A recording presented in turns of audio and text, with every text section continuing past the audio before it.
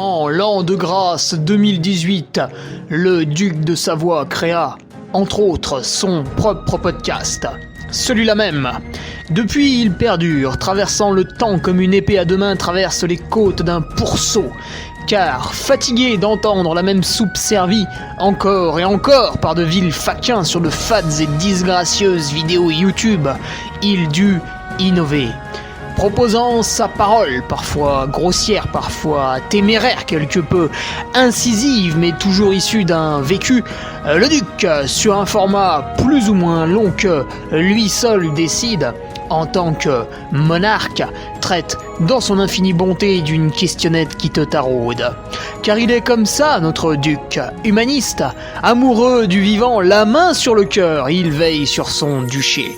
Puisses-tu, ici, passer un bon moment assis en tailleur au coin du feu ou cavalant sur ton fidèle destrier vers de nouvelles aventures. Pose donc cette hallebarde, débarrasse-toi de ton home et nettoie les taches de sang de ce visiteur qui, troublant ta quiétude, s'est vu embrasser le mur afin de savourer pleinement la divine parole. Paix sur terre, mon ami, et allons-y!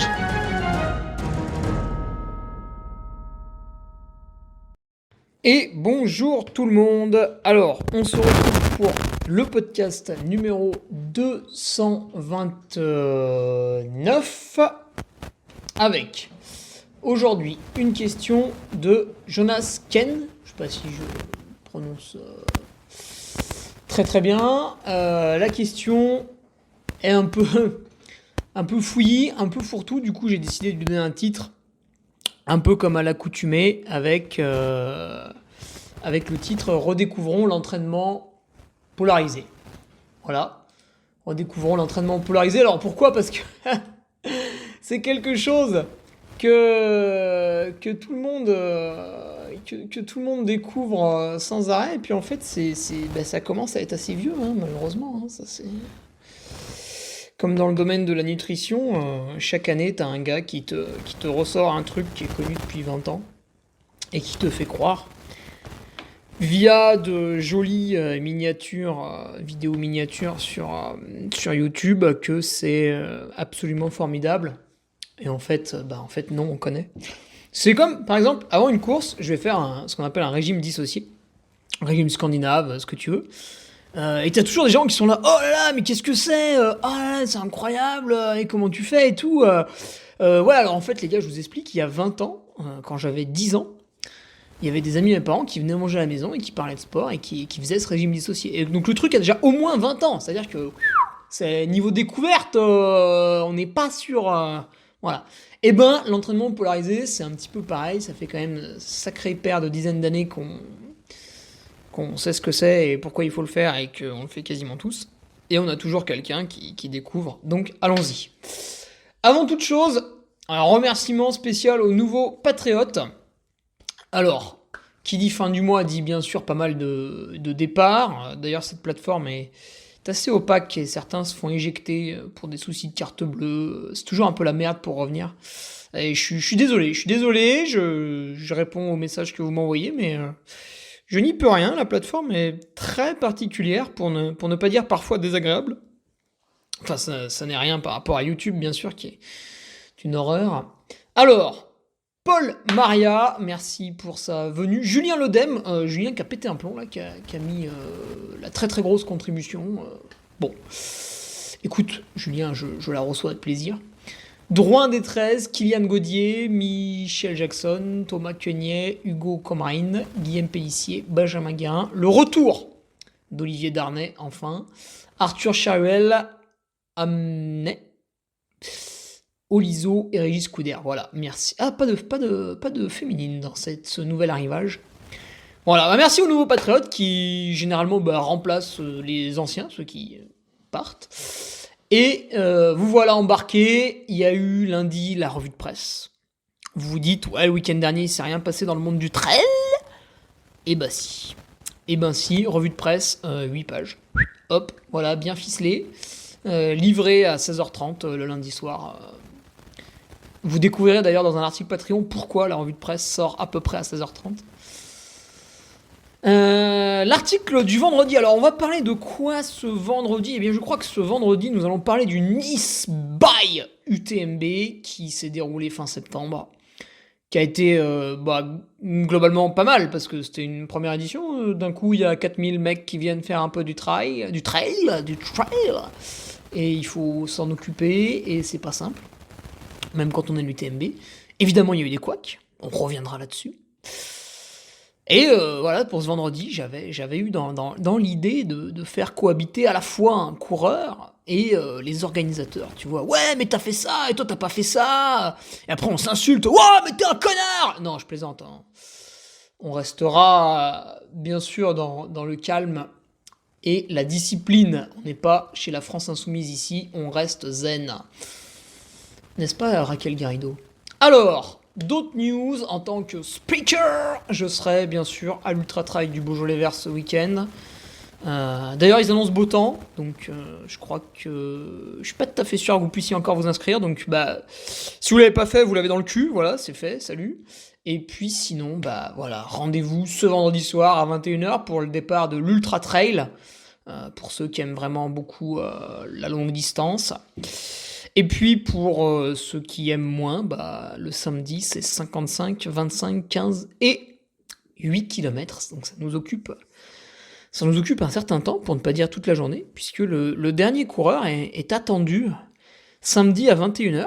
Et s'il arrive plus tard que la barrière horaire, écoutez, moi j'aurais démarré la bagnole, puisque derrière j'ai 2h30 de route. Donc voilà, vous êtes bien gentil, à pas vouloir respecter les barrières horaires, mais à un bout d'un moment ça me gonfle. Surtout quand c'est le samedi soir à 21h et que ça fait déjà 24 heures que je suis là. Donc, comme en 2019, si le dernier est annoncé à 22h et que la barrière était à 21h, il arrivera en zigzagant entre les barrières que les bénévoles enlèvent et ça lui fera les pieds. Il aura qu'à s'entraîner mieux l'année prochaine. Surtout que là, ils annoncent une belle météo, donc vraiment, c'est zéro excuse. Hein. Zéro excuse. Je veux rien entendre sur la ligne. Point de vue runner, alors justement, d'autant plus que je vais tailler la route samedi soir parce que dimanche matin à 6h le réveil il sonne. Non pas pour aller ramasser les champignons, mais pour aller sur la Sépienne. Très très belle course. Du côté de... Comment il s'appelle le bled? Est-ce que c'est Saint-Jean-de-la-Porte? J'ai un doute. Bref, du côté de l'avant-pays savoyard. Voilà. Course dont je suis le vainqueur sortant en 2h30 pour faire 24 km et 1700 mètres de dénivelé. Ouais, je sais, je suis trop fort. Je t'impressionne. Viens, on parle de moi. Ah oui, en plus, je vais faire que parler de moi vu que c'est mon podcast. Putain. Les mecs, ils me font mais tu devrais inviter des gens parce que tu parles toujours de toi. Bah oui, mais ça s'appelle le podcast de Ferrari et si t'es pas content, tu vas écouter le podcast des autres. Comme vous pouvez le voir, j'ai bien sûr fait fi de cette remarque, ça ne m'intéresse pas, je n'ai pas le temps. La Sépienne, il y a peu de chances que je regagne cette année parce que il y a quand même Mathieu Delpeuch qui vient. D'ailleurs, c'est moi qui l'emmène, vous voyez à quel point je suis bête. Et non seulement Mathieu Delpeuch vient, mais j'ai eu ouï dire que Rémi Longchamp, coureur rapide du côté d'Albertville, allait également s'inscrire. Donc là, il est très très possible qu'il nous mette une énorme branlée. Qu'il nous devance sur la ligne. Donc voilà, ça rigole pas trop. Alors, on y va pour l'entraînement polarisé que Jonas découvre. Écoute Jonas, bien sûr, tu es excusé en tant que, on va dire plutôt débutant. Alors débutant, pas trop, parce que tu me dis que tu as progressé de 2017 à 2019. Ce qui veut dire que vu qu'on est en 2022, on est sur 5 années de pratique. Et tu n'es toujours pas en équipe de France. De Suisse, pardon. C'est mal. Non, alors, que nous disait Jonas, voilà, en gros, il a progressé au début, et puis depuis 2019, il observe une stagnation. Alors, déjà, il y a eu cette espèce d'année 2020 covidesque qui nous a quand même perturbés sur différents points, et ce qui fait que c'est un petit peu dur de juger la progression, ceci, cela. Mais il y a un truc qui se passe, en fait, Jonas, c'est que quand tu débutes, je pense qu'en 2017, t'étais bien débutant quand même, tu es mauvais, tu es mauvais. Au début, il n'y a pas d'autre mot. Quand tu démarres quelque chose, tu es forcément mauvais. Sinon, tu ne peux pas. Quelqu'un qui devient bon, c'est parce qu'il a un passé derrière lui. C'est pas il se lève le matin et oh, je suis champion de voile. Bah non, ça n'existe pas. Donc en 2017, tu étais débutant, tu partais d'un niveau très très bas et en 2 ans, bah, tu as progressé, tu as rapidement progressé. Plus on est mauvais au début, plus on progresse vite. Ça, c'est assez sympa. Et malheureusement, qu'est-ce qui se passe après? Il y a le niveau plateau. Alors le niveau plateau, qu'est-ce que c'est? C'est qu'une fois qu'on a atteint un certain niveau, c'est un niveau par rapport à son potentiel max, hein, c'est pas par rapport aux autres. Parce que si tu veux, par rapport à un Remco Evenepoel, je pourrais faire autant de vélo que je veux. Je vais jamais trop l'inquiéter, à part si d'un coup il a une très très grave maladie. Par rapport à son niveau. Donc au début tu débutes, tac, tu progresses, puis au bout d'un moment tu te dis tiens, bah, c'est marrant, cette année j'ai pas trop progressé. C'est le niveau plateau en fait. Chaque année, tu vas devoir faire des efforts pour très très peu de gains. Et à chaque fois, tu vas devoir faire de plus en plus d'efforts pour toujours de moins en moins de gains. C'est pour ça que les gens qui durent dans le sport ont tout mon respect, parce qu'ils ont une vraie passion. Tu vois, la passion, c'est pas juste pendant 6 mois se prendre en photo sur Instagram et dire à quel point la nature est jolie. Ça, on s'en fout, tout le monde le sait. La passion, c'est Antoine Guillon. La passion, c'est moins vieux Ludovic Pomeray. La passion, c'est Marco Olmo. Voilà, ça c'est la passion. Ça, c'est les gens qui aiment courir, tu vois. Maintenant, Micheline qui se prend en photo et qui met 2 trucs en brassière parce qu'elle a remarqué que ça faisait 2 fois plus de likes, ça, c'est pas la passion. Ça, c'est être éphémère. Et ça y est, Jonas, ça y est, tu découvres le niveau plateau. Donc maintenant, chaque année, tu vas devoir faire beaucoup d'efforts pour, malheureusement, très peu de résultats. Mais à chaque fois, tu auras un tout petit peu de résultats supplémentaires. D'ailleurs, ce niveau plateau, en fait, Rudy Koya en parle très très bien dans son podcast dédié à la musculation, le podcast Super Physique, ou aussi dans son autre podcast Leadercast. Et il le dit, lui, en fait, à un moment donné, il a atteint un certain niveau de physique et derrière, il y a même plus de progrès, quoi. Maintenant, en fait, il s'entraîne uniquement pour conserver ses acquis. Tu te rends compte? Mais c'est comme ça.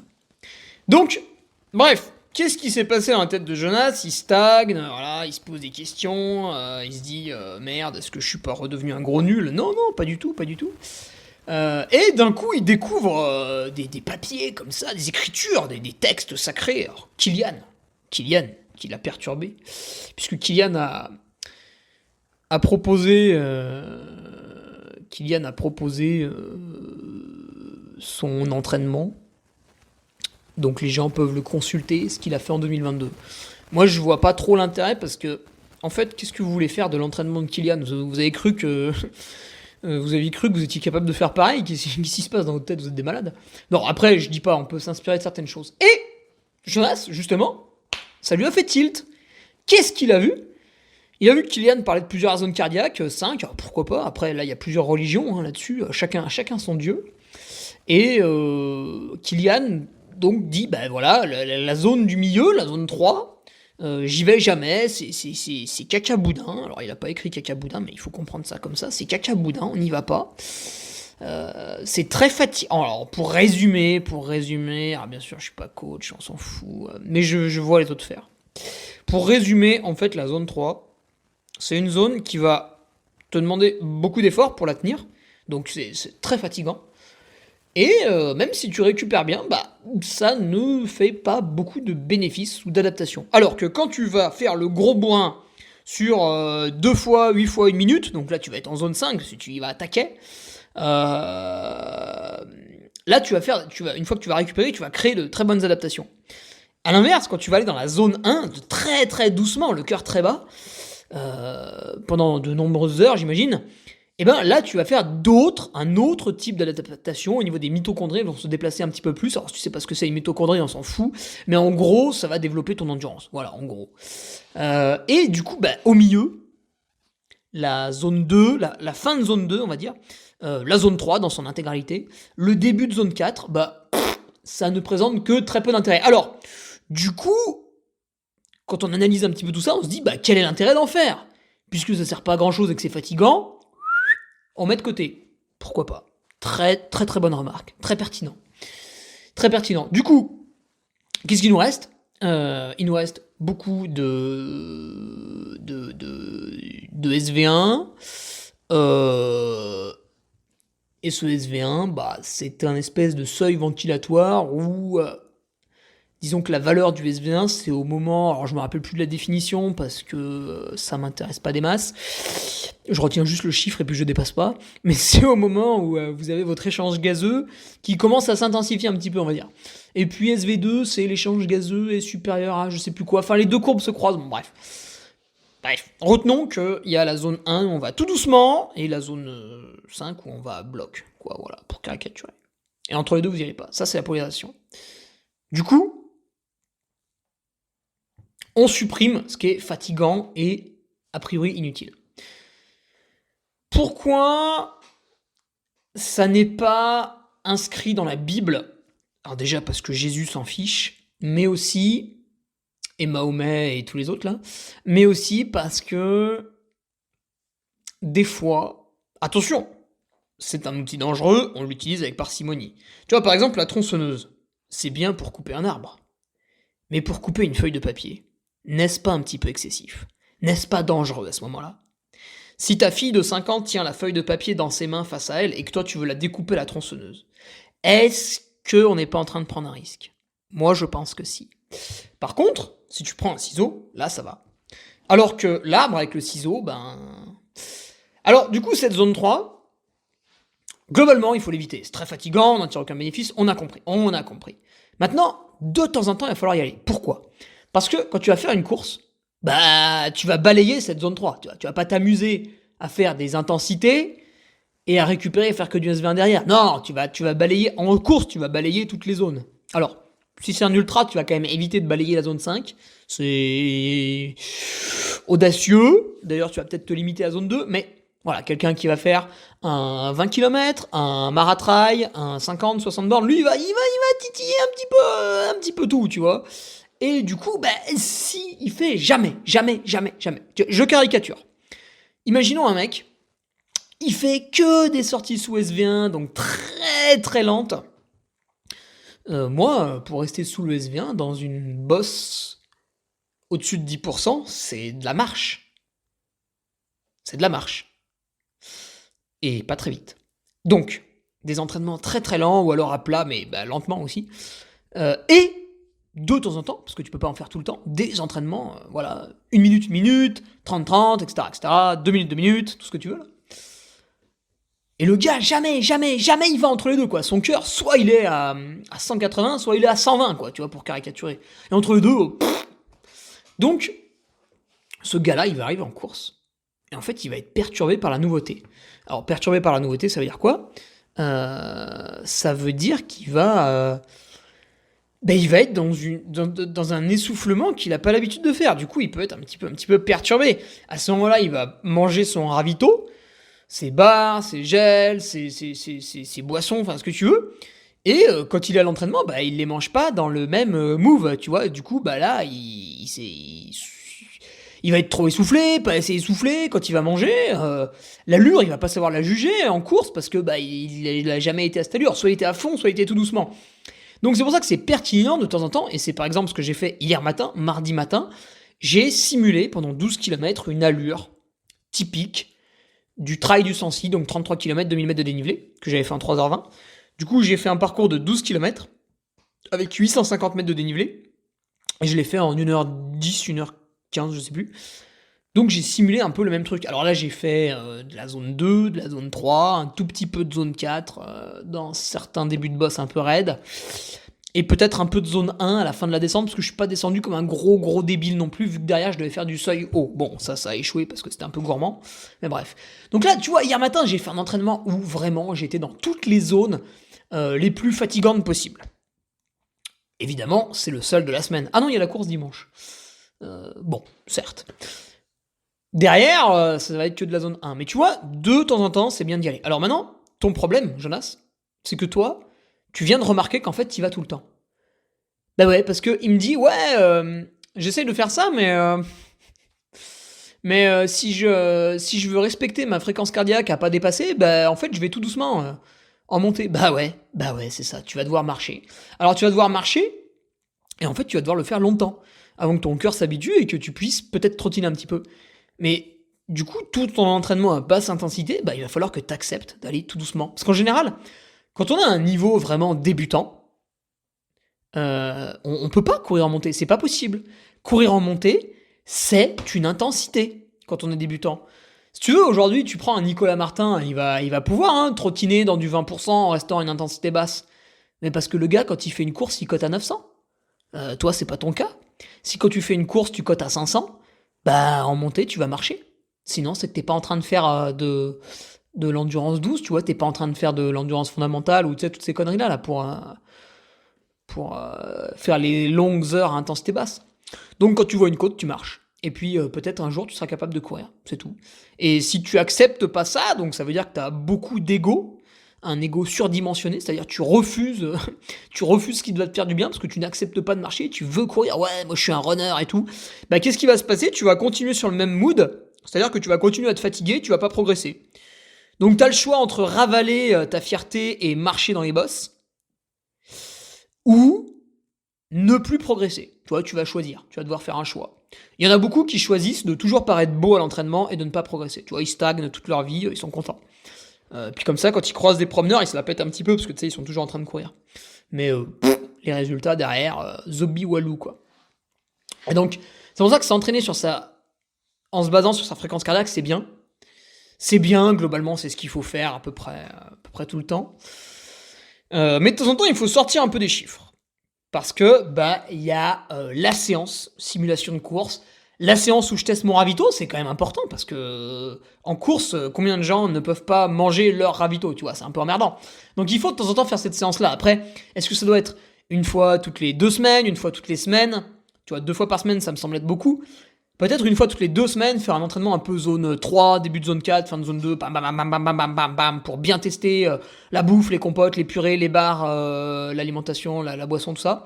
C'est pas mal. Maintenant, le faire beaucoup, attention, parce qu'on bascule dans un truc un peu trop extrême. Il faut toujours qu'autour, voilà, le lendemain, bah, tu peux faire une longue marche en montagne. Si c'est le week-end, t'as une femme, des enfants, enfin, ou pour les autres, un mari, des enfants. Putain, s'il faut tout citer, on n'a pas fini. Bah, le week-end, tu fais rando, tu vois, rando, 4, 5, 6, 7 heures. 3 heures le matin, petit pique-nique, 3 heures l'après-midi. Là, tu vas développer ton intensité basse, là. Et puis la semaine, bah voilà, il y a la sortie basse, tranquille, la sortie vraiment zone 5, taquet, la sortie un peu zone 3, et puis Rod est sortie vraiment cool tout le reste du temps. Et là, t'es pas mal. S'entraîner sur sa fréquence cardiaque, ça a aussi deux problèmes, tu vois, Jonas. Je répète souvent, mais en fonction de la météo, en fait, genre quand il fait très chaud, ta FC, elle va être super haute, en fait. Donc tu peux peut-être pas trop t'y fier. Et puis tu me disais, voilà, mon cœur au repos, il est à 45. Bah tu vois, moi aussi, peut-être qu'il est à 40, mais bon, j'ai tellement la flemme de mettre mon cardio le matin que zob. Et tu me dis, ouais, je suis à 193 au max. Bah, en fait, c'est ni bien ni mal. Si tu veux, t'as des gens qui ont théorisé ça, mais on s'en fout. Stéphane Tempier, qui était quand même un athlète qui est allé aux Jeux Olympiques dans l'équipe de France VTT, donc on est loin du randonneur. Stéphane Tempier avait une FC Max à 155. Est-ce que Stéphane Tempier était nul? La réponse est non. Est-ce que Stéphane Tempier avait 65 ans, comme le veut l'adage 220 moins l'âge? La réponse est non. Donc à un moment donné, la science, elle se heurte un peu à certains cas particuliers, on va dire. Et sa fréquence de repos, tu vas me dire, ah ouais, mais il a peut-être une fréquence de repos super basse. Pas du tout, elle était de 55. Donc tu vois, ça voulait rien dire. Alors lui, par exemple, quand il faisait une intensité, si tu veux, il était à la pulse près. Bah oui, parce que son cœur était tellement... une amplitude tellement petite qu'il était à la pulse près. Donc on s'en fout de ta FC Max et de ta FC au repos, on s'en fiche complètement. C'est des chiffres qui te permettent d'estimer tes zones. On est sur de l'estimation, donc voilà, c'est sympa pour travailler. Faut l'avoir en tête parce qu'à un moment donné, il faut bien poser des règles. Mais quand tu transgresses les règles, en fait, il faut aussi te poser les bonnes questions. C'est tiens, pourquoi aujourd'hui je suis un peu plus haut? Ou tiens, pourquoi aujourd'hui je suis un peu plus bas? Par exemple, si tu es en surentraînement, tu vas avoir tendance à ne pas réussir tes séances d'intensité. Donc tu vois, ça peut être aussi un signe. Donc en fait, ton cardio, tu t'en sers, tu le consultes régulièrement, parce qu'il te donne une ligne directrice. Mais il faut pas être un nazi du cardio. Malheureusement, ça marche pas parce que t'es dépendant d'un outil technologique qui n'est pas fiable à 100%. Tu vois, alors, je vais me permettre de mettre un énorme tacle à Polar. J'achète leur ceinture qui coûte quand même 90 euros. Une ceinture cardio qui coûte 90 euros. Je pense qu'en 1995, ça faisait rigoler tout le monde. Et aujourd'hui, nous, on est des gros cons et on les achète. Parce qu'on est soumis au marché. Et cette ceinture a duré 3 mois, et là, cette salope, hein, donc je suis désolé pour ceux qui m'écoutent et qui se plaignent que je dis des gros mots, mais quand on paye une ceinture cardio 90 euros et qu'au bout d'un moment elle marche plus, au bout de 3 mois, on peut la traiter de salope. C'est un adjectif tout à fait adapté. Et j'ai envie, en fait, de me saisir d'un AK-47, de pénétrer dans un bureau d'études de Polar, et de faire une purge. Tu vois, une bonne purge, hop, on fait un exemple, voilà.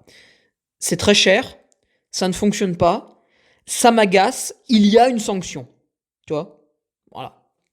Je trouve que ça a un peu plus de poids de nettoyer comme ça au AK-47 que d'envoyer un mail au service client. Parce que tu sais, c'est pas trop qui le lit, ils te répondent 2 semaines après, voilà. Alors déjà, pour avoir le mail du service client, aujourd'hui, c'est un combat de tous les instants. Ça vous prend en général 1 heure de recherche sur Internet. Et ensuite, vous écrivez à un robot qui, lui, peut-être, va éventuellement vous proposer une réponse. Donc ça m'agace. Et un jour, je vais faire une purge. Voilà, je le dis pour toutes les autres boîtes qui fonctionnent à peu près comme ça, les opérateurs téléphoniques, voilà, on pourra en citer plein. Voilà, vous m'agacez. Faites attention, vous m'agacez. Donc, voilà mon petit Jonas. Qu'est-ce que je pourrais te dire de plus là-dessus ? Voilà, ce qui est intéressant aussi, c'est de faire tes séances de qualité dans un endroit que tu connais. Tu vois, moi par exemple, j'ai la montée du Malpassant, je la connais par cœur. Pour faire du seuil, je sais qu'à tel arbre, je dois passer dans telle fourchette de chrono. Si je suis un peu en bas, bah, je suis sur du seuil bas. Si je suis un peu en haut, je suis seuil haut. Si mon chrono dérive au fil du temps, bah, c'est que je suis cramé et qu'il faut peut-être se calmer un peu et réessayer l'exercice plus tard, etc., etc. Donc, c'est important aussi de se mettre des trucs visuels chez soi, ça c'est pas mal, pour répéter les séances. Comme ça, tu peux coller un peu avec le cardio. Comme ça, si tu fais la même séance que la semaine d'avant, mais que ton cardio il déconne, tu te dis, bah merde, qu'est-ce qui se passe ? Alors c'est la ceinture qui fait des siennes, c'est moi qui ai attrapé un rhume, bah, ou le Covid peut-être, parce que c'est le Covid maintenant, c'est un peu la mode. C'est moi qui suis surentraîné, ou sous-entraîné. Quand t'es sous-entraîné, ton cardio il monte de ouf. Voilà. Donc, méfiance.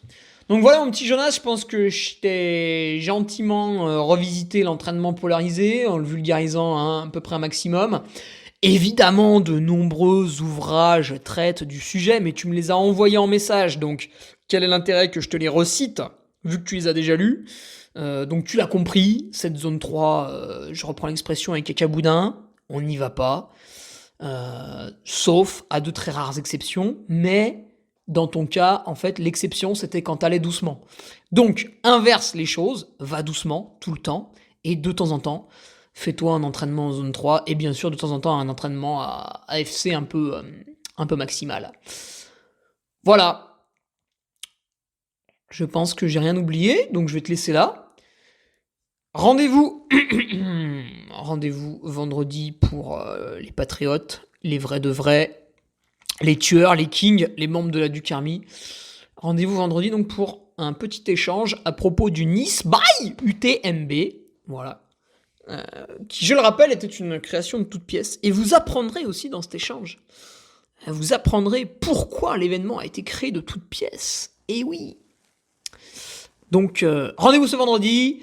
Mercredi prochain pour les gueux standards et amis gueux, n'hésite pas à m'envoyer ta question. Tu as beau être gueux, je la lirai avec beaucoup de plaisir, avec beaucoup d'attention, sans doute avec une tasse de café à la main. Et là, hop, je me permets de citer mon sponsor, le panier à café, voilà, pour boire un bon café. Ils sont là, présents, RPZ.